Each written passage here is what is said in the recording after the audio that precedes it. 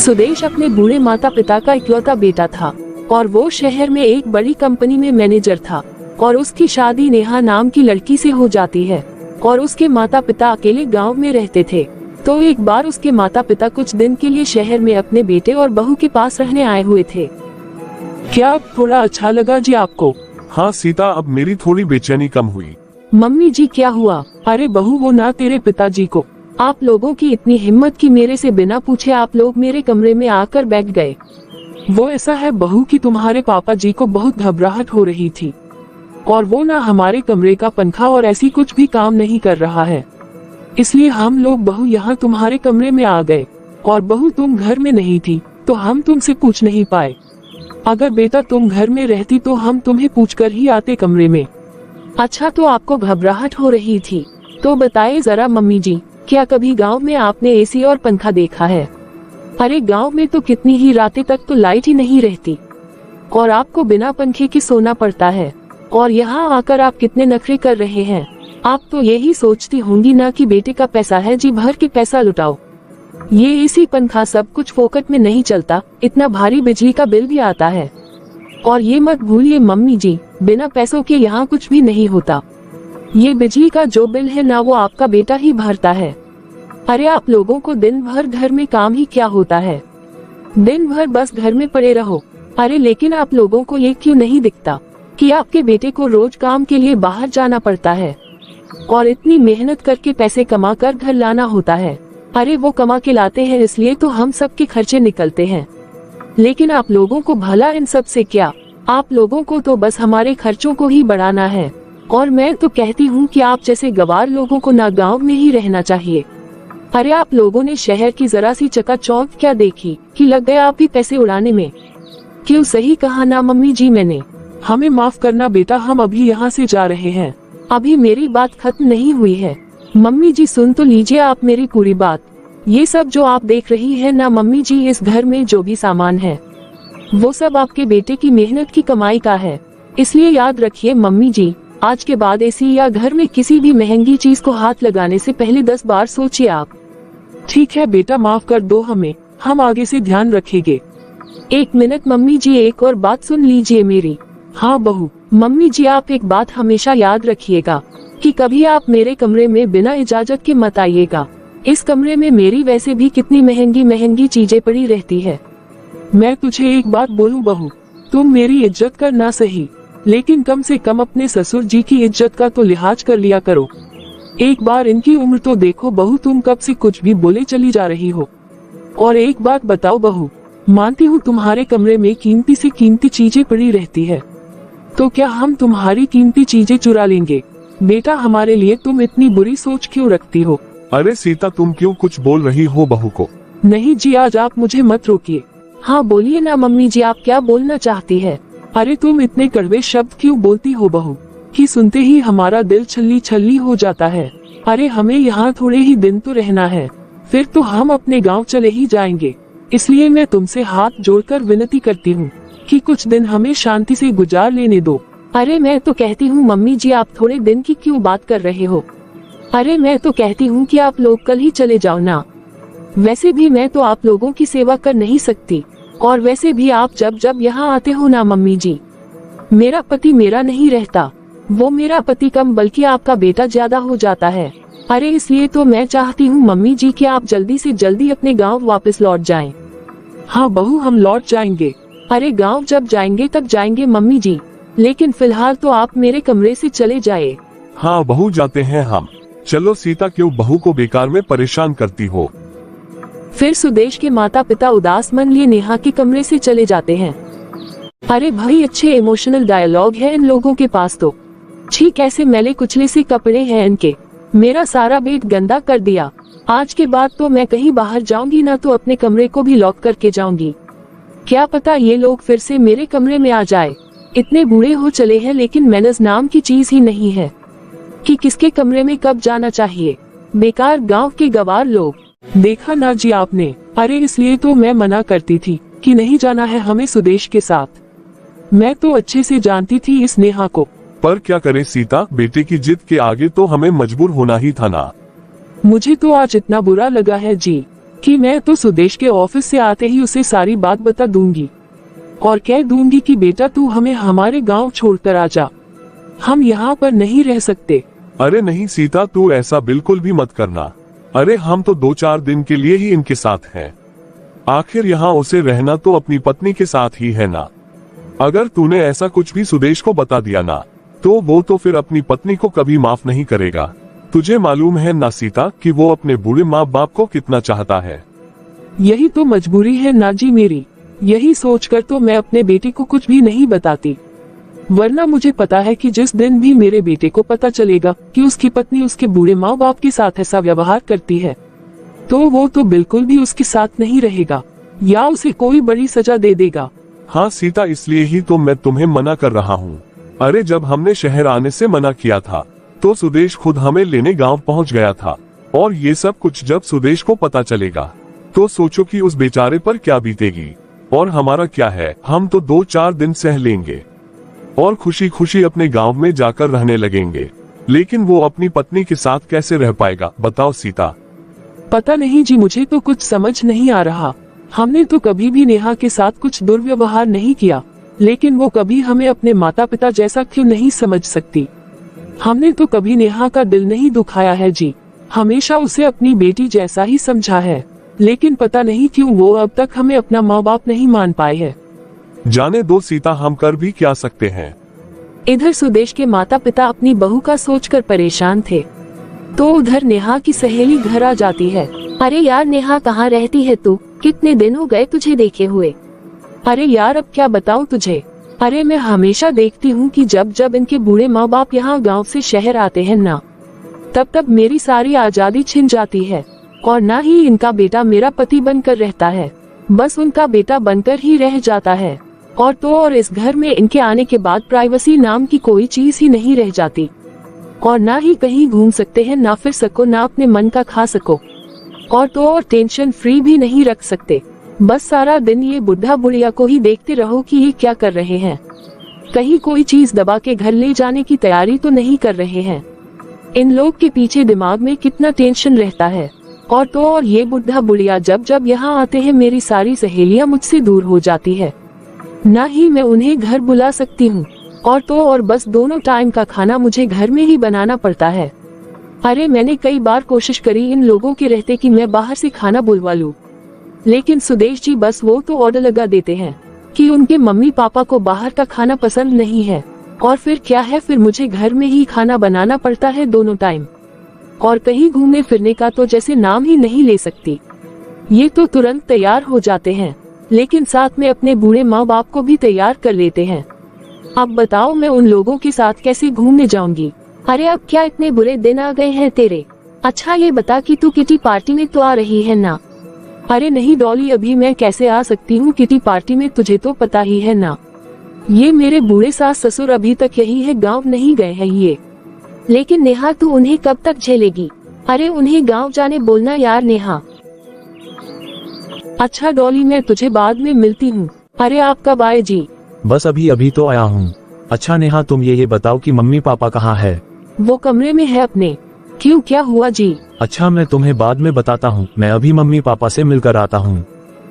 हे भगवान, मैं तो डर ही गई थी कि कहीं सुदेश जी ने मेरी बातें तो नहीं सुन ली। अरे नहीं सुनी होगी। अरे वहाँ तक तो ठीक है, लेकिन ये गजब बेइज्जती है।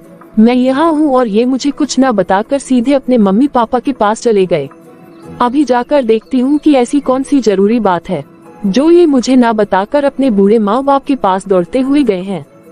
मैं तो कहती हूँ जी, यहाँ की रोज रोज की बेइज्जती से तो अच्छा है कि हम अपने गांव ही चले जाए। मुझे भी यही लगता है सीता। ठीक है, तो आज जब सुदेश घर आएगा ना, तो मैं उससे कह दूंगी कि भैया तू हमारी गांव जाने की ट्रेन की टिकट बना दे, हम अपने गांव में ही जाकर रहेंगे। मम्मी पापा, ये क्या सुन रहा हूँ मैं? क्यों मम्मी, आपका बेटा आपका ख्याल नहीं रख पा रहा है क्या, जो आप मुझे छोड़कर जाने की बात कर रहे हो? अरे नाना बेटा, तू ऐसा कभी सोचना भी मत। अरे हमने तो कोई पुण्य किए होंगे जो तू हमें बेटे के रूप में मिला है, लेकिन तुझे तो पता ही है ना बेटा कि गांव में घर की भी देखभाल जरूरी है, और साथ में खेती बाड़ी का भी समय है, वहाँ की भी तो थोड़ी देख रख करनी पड़ेगी ना। इसलिए मैं कहती हूँ बेटा कि तू हम लोगों की टिकट बनवा दे और हमें गांव पहुँचा दे। नहीं मम्मी, मुझे ऐसा क्यों लग रहा है कि जरूर कोई तो बात है जो आप मुझे बताना नहीं चाह रही हैं। मम्मी, क्या आपको किसी ने कुछ कहा है? सच बताइए मम्मी, क्या नेहा ने कुछ कहा है आपसे? हाँ मम्मी जी, ये आपको क्या हो गया है? आप क्यों जाने की बात कर रहे हो? आप लोग हमारे साथ ही रहिए ना। हाँ मम्मी, नेहा बिल्कुल ठीक कह रही है। और वैसे भी मम्मी, आप दोनों के सिवा हमारा है ही कौन? पता नहीं मम्मी पापा, मैंने तो आप लोगों को खुश करने के लिए इतना बड़ा घर खरीदा था शहर में, लेकिन मुझे ऐसा लग रहा है कि मेरे ये घर खरीदने से आप लोगों को खुशी नहीं हो रही है। अरे नहीं बेटा, तू कभी ऐसा मत सोचना। तेरी इस तरक्की से सबसे ज्यादा तो हमें ही खुशी हुई है बेटा। लेकिन पापा, इतना बड़ा घर होने का मतलब ही क्या रह जाएगा जब आप लोग हमारे साथ ही नहीं रहेंगे? मैं आप लोगों को कहीं नहीं जाने दूंगा। मम्मी पापा, आप लोग यहीं रहिए ना। हाँ ना मम्मी पापा जी, आप इनकी बात मान लीजिए ना। आखिर ये इतना बोल रहे हैं तो आप यहाँ 2-4 दिन और रुक जाए ना। ठीक है बहू, अब तुम दोनों इतना कह रहे हो तो हम 2-4 दिन और रुक ही जाते हैं। अरे आप ये क्या बोल रही है मम्मी? मैं आपको 2-4 दिन के लिए नहीं, बल्कि मैं तो आपको हमेशा के लिए अपने साथ रखना चाहता हूँ।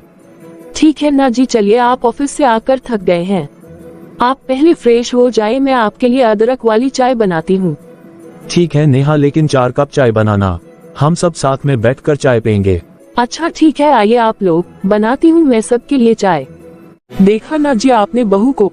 अरे ये तो गिरगिट से भी ज्यादा रंग बदलती है। जब जब हमारा बेटा हमारे आसपास होता है, हमसे बड़े प्यार से बातचीत करती है और ऐसे दिखाती है कि जैसे ये हमारी बहुत सेवा कर रही है। लेकिन जैसे ही सुदेश घर से बाहर जाता है जी, इसके बातचीत करने का तरीका ही बदल जाता है और ये फिर लगातार हम लोगों का अपमान ही करती है। अरे ये सब जाने दो ना सीता, हमें सिर्फ अपने बेटे की खुशी को देखना है। चलो चलकर सुदेश के साथ चाय पी लेते हैं, बेचारा हमारा इंतजार कर रहा होगा। हाँ चलिए जी, अब अपने हम बेटे की खुशी के लिए इतना तो कर ही सकते हैं। इस तरह से सुदेश के माता पिता अपने बेटे की खुशी के लिए गांव जाने का फैसला बदल देते हैं। लेकिन नेहा बिल्कुल भी नहीं चाहती कि सुदेश के माता पिता उनके साथ रहे। वो तो बस उसके माता पिता के गांव जाने का बेसब्री से इंतजार कर रही है। अरे नेहा, तुम भी हमारे साथ बैठ के चाय पियो ना। जी मैंने तो अभी थोड़ी देर पहले ही चाय पी थी। आप लोग चाय पी लो, तब तक मैं अपना काम खत्म कर लेती हूँ। अब मेरे इतने बुरे दिन आ गए हैं क्या, जो मैं इनके बूढ़े माँ बाप के साथ बैठकर चाय पीऊंगी? अरे मम्मी पापा, मैं तो भूल ही गया। मैं आप लोगों के कमरे में इसलिए आया था ताकि मैं आपको एक खुशखबरी दे सकूं। लेकिन आप लोगों की बातें सुनने के बाद तो मैं भूल ही गया था कि मुझे आप लोगों को कुछ बताना है। अरे हाँ बेटा, बताओ कि क्या खुशखबरी है?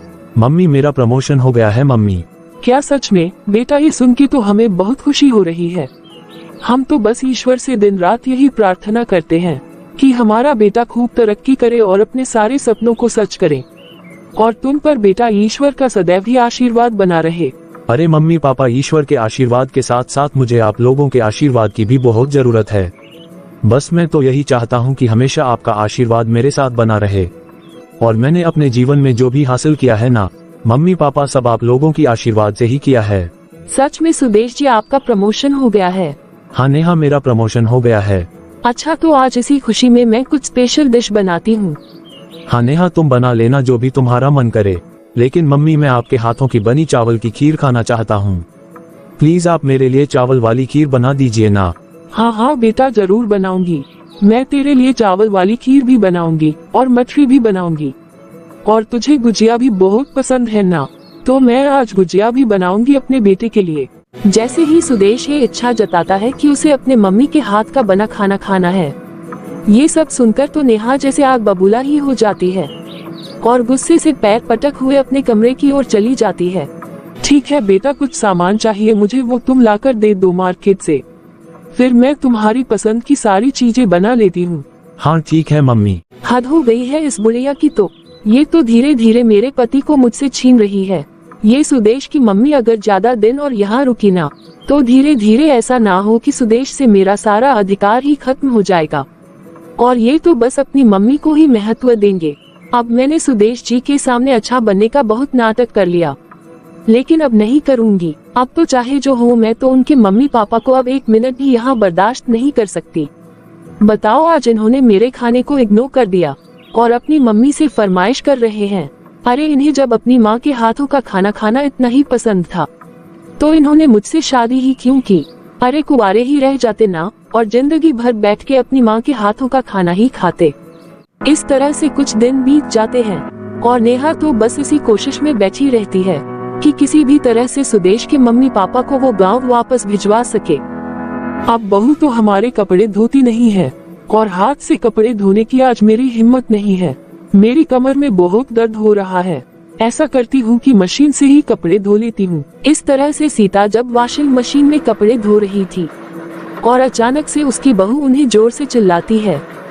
अरे क्या हुआ बहू? मुझे एक बात समझ में नहीं आती, जब आप गांव वाले लोगों को किसी चीज की समझ नहीं होती तो पता नहीं आप ऐसे काम क्यों करते हो। लेकिन क्या बात हो गई बहू? पहले तो आप मुझे ये बताएं मम्मी जी कि आपको वॉशिंग मशीन में कपड़े धोने को किसने बोला था?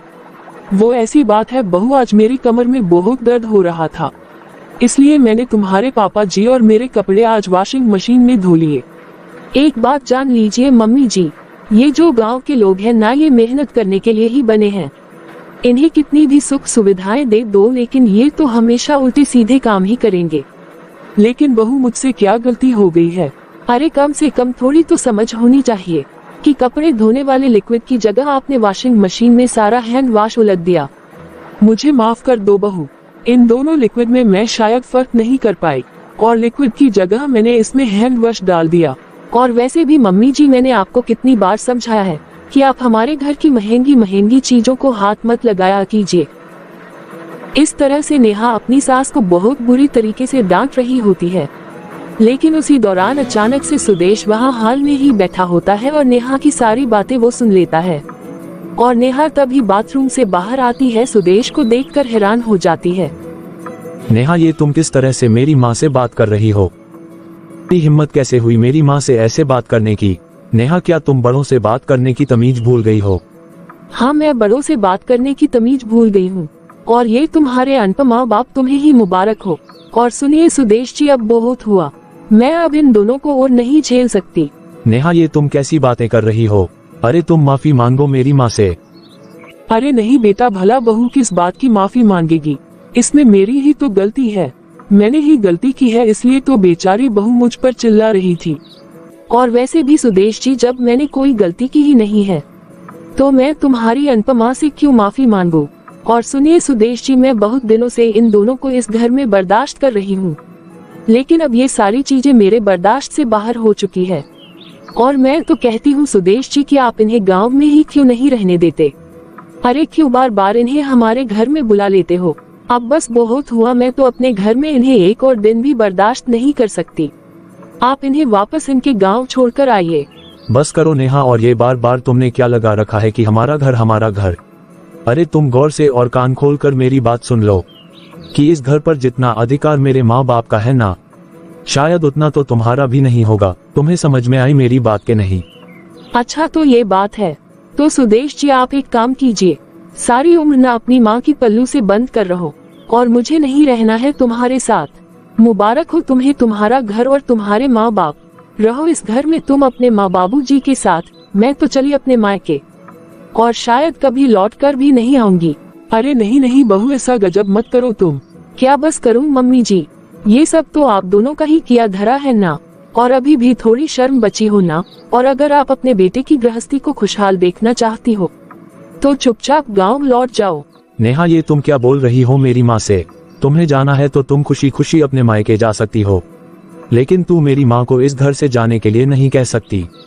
अच्छा तो रहिए अपने माँ बाप के साथ। माँ, नेहा की तरफ से मैं आपसे माफी मांगता हूँ। ये क्या बेटा, तू क्यों माफी मांग रहा है? बस मैं तुमसे विनती करती हूँ बेटा कि तू खुशी खुशी तुम्हारे पापा और मुझे ना गांव भिजवा दो बेटा। नहीं मम्मी, मैं नेहा को निकाल दूंगा घर से, लेकिन आपको कभी नहीं। नहीं बेटा, तुझे मेरी कसम है, तू हमें गांव छुड़वा दे बेटा।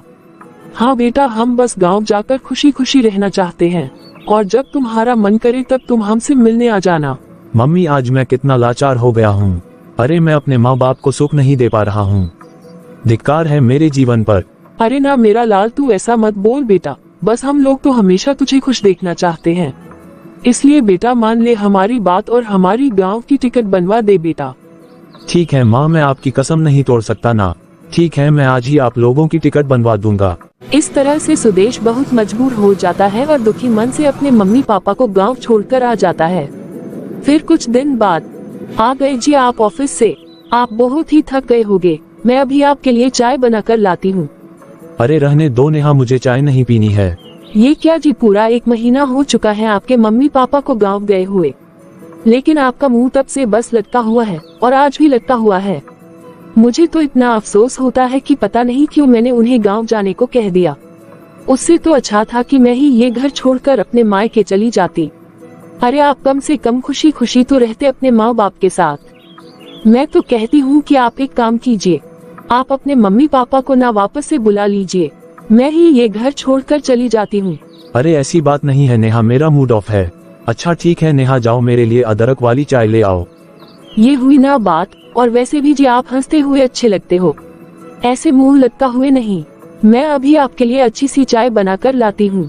नेहा काश कभी तुमने मुझे समझा होता कि मेरी खुशी तो बस मेरे माँ बाप के आसपास ही है। इस तरह से धीरे धीरे सब कुछ ठीक हो जाता है। महीने बाद, अरे हाँ डॉली, अब किस बात की चिंता, तुम लोग ना कल मेरे घर ही आ जाओ ना दोपहर को, यही पार्टी कर लेते हैं हम लोग। लेकिन वो तेरे बूढ़े सास ससुर, अरे यार अब किसी की चिंता नहीं है, मैंने तो उन्हें गांव रवाना कर दिया और उन्हें गए हुए भी कितने महीने हो गए हैं, अब तो बस मेरे मजे ही मजे हैं। नेहा 2 मिनट मेरी बात तो सुनना। अच्छा डॉली, मैं तुझे बाद में फोन करती हूँ। क्या हुआ जी? अरे नेहा मम्मी पापा से बात हुई थी मेरी, बस वो थोड़ी देर में पहुँचने ही वाले हैं, जरा खाने पीने की कुछ अच्छी व्यवस्था कर लो। क्या फिर से तुम्हारे मम्मी पापा आ रहे हैं? अरे वो वापस क्यों आ रहे हैं? पिछली बार याद है ना, उनकी वजह से हम दोनों पति पत्नी के बीच में हमारे ही घर में कितना झगड़ा हुआ था। इतना झगड़ा करवा कर भी उन्हें शांति नहीं मिली, जो फिर से आ रहे हैं कलेश डालने। आप एक काम कीजिए ना सुदेश जी, अब आप अपने मम्मी पापा को ही रखिए, मैं तो चली हमेशा के लिए अपने मायके, जब देखो तब मुंह उठा के बस यहाँ आने की बात करते हैं। अरे मेरी बात तो सुनो नेहा, इस तरह से तुम पैकिंग मत करो। मैंने कह दिया ना जी, अब मुझे कुछ नहीं सुनना है, आप बस मुझे चुपचाप जाने दीजिए। अरे नेहा मेरी बात तो सुनो और समझना की कोशिश करो। अब मुझे नहीं सुननी है किसी की बात।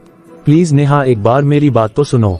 मुझे कुछ नहीं समझना है सुदेश जी, और ना ही कुछ सुनना है, बस मैं जा रही हूँ अपने मायके। मम्मी पापा आप लोग यहाँ कैसे अचानक? आप क्या बताए बेटा, तेरे भाभी भैया ने हमें घर से निकाल दिया है। अरे हम तो वृद्धाश्रम जा रहे थे बेटा, लेकिन जैसे ही दामाद जी को ये सारी बातें पता चली तो उन्होंने हमें रोक लिया और कहने लगे कि मेरे होते हुए आपको वृद्धाश्रम जाने की कोई जरूरत नहीं है। लेकिन मम्मी भाभी भैया अचानक ऐसे क्यों? मुझे कुछ समझ में नहीं आ रहा है। क्या बताऊं बेटा, तेरी भाभी तो आए दिन बस मुझसे लड़ती ही रहती थी। तो मम्मी आपने भाभी की हरकतों के बारे में भैया को नहीं बताया क्या? बताया था बेटा, बताया था, लेकिन तेरा भाई भी अपनी बीवी का ही साइड लेता है। और क्या बेटा, तेरे भैया भाभी ने हमें घर से निकाल दिया। लेकिन मम्मी भाभी के लड़ने झगड़ने का कोई तो कारण होता होगा ना? नहीं बेटा, कोई कारण नहीं था। असल में तेरी भाभी तो हम लोगों के साथ रहना ही नहीं चाहती थी, क्योंकि वो समझती थी कि मेरे सास ससुर के कारण मेरी सारी आजादी छिन गई है। लेकिन सच में बेटा, मैंने कभी तेरे भैया भाभी को किसी चीज के लिए रोका टोका नहीं। सच तो यही था कि हम दोनों बूढ़े तेरी भाभी की आंख में खटक रहे थे, और बेटा वो तो हमें फूटी आंख भी नहीं भाती थी। बस कीजिए मम्मी, अब मुझे भगवान के सारे रचे खेल का समझ में आ गया। अरे मैंने अपने सास ससुर के साथ दुर्व्यवहार किया ना मम्मी, आज भगवान ने मुझे मेरे इसी कर्म की सजा दी है। ये तू क्या बोल रही है बेटा, और ये बता तू बैग लेकर कहाँ जा रही थी? दरअसल बात यह है मम्मी जी की नेहा ने सुना ही नहीं कि किसके मम्मी पापा आ रहे हैं। नेहा को यही लगा कि मेरे मम्मी पापा आ रहे हैं, इसीलिए नेहा गुस्से से घर छोड़कर जा रही थी। क्या नेहा, मुझे तुमसे ऐसी उम्मीद नहीं थी बेटा। अरे तुझमें और तेरी भाभी में कोई फर्क नहीं है बेटा। मुझे माफ कर दीजिए सुरेश जी, अरे आपने कभी भी अपने और मेरे माता पिता में कोई भेदभाव नहीं किया, लेकिन मैंने हमेशा से ही भेदभाव किया है। मैं पैसों की चकाचौंध में अंधी हो चुकी थी, और सुदेश जी इसी कारण मैं भूल गई थी कि जैसा हम कर्म करेंगे भगवान से हमें वैसा ही फल मिलेगा। मैंने कभी भी आपके माता पिता का सम्मान नहीं किया, और न ही उन्हें अपने साथ रखना चाहती थी। ये सब जानते हुए भी आपने मेरे माता पिता को इस घर में जगह दी। सुदेश जी, मैं तो हमेशा भगवान से यही प्रार्थना करूंगी कि जब भी हमें बेटा हो तो वो बेटा बिल्कुल तुम्हारी ही तरह हो। हाँ नेहा, रिश्तों की अहमियत को समझना बहुत जरूरी है। जो दुख आज तुम्हें अपने माता पिता के लिए हो रहा है ना, यही दुख कल मुझे भी मेरे माता पिता के लिए हो रहा था। और नेहा, एक बात हमेशा याद रखना, आज ये दुख तुम्हारे या मेरे माता पिता में ही खत्म नहीं हो जाएगा। आज हम लोगों का भी व्यवहार ऐसा ही रहा तो हमारे बच्चों को भी यही संस्कार मिलेंगे और हमारे बच्चे भी हमारे साथ ऐसा ही करेंगे। एक बात और नेहा, कभी भी इन बुजुर्गों को पैसे की चकाचौंधिया, दुनिया की किसी भी सुख सुविधाओं से कोई मतलब नहीं होता। इन्हें तो बस अपनों से प्यार और सम्मान की उम्मीद होती है। हाँ सुदेश जी, आप सही कह रहे हैं। अब मुझे अच्छे से समझ आ गया है कि हमारे साथ जो कुछ भी गलत होता है वो हमारे कर्मों का फल होता है। आप मुझे माफ कर दीजिए और जल्दी से गांव जाकर मम्मी पापा को यहाँ ले आइए। अब हम सब मिलजुल कर एक साथ ही रहेंगे और मैं उनकी हमेशा इज्जत करूंगी और सम्मान करूंगी। आप बस उन्हें ले आइए, मैं उनसे भी माफी मांगना चाहती हूँ। इस तरह से नेहा को अपनी गलती का एहसास होता है और वो हमेशा के लिए खुद को बदल लेती है।